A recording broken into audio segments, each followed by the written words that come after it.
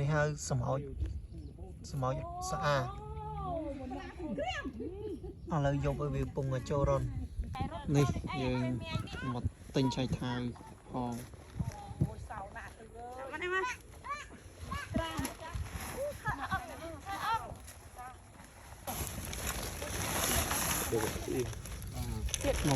គីឡូ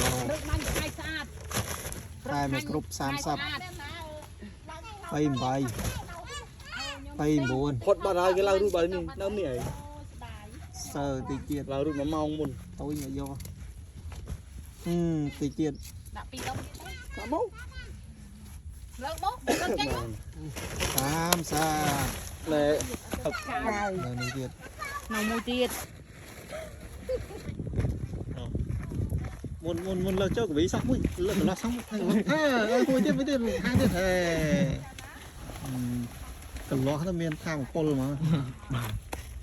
កន្លោះដល់ទៀតយោតែមកគេមក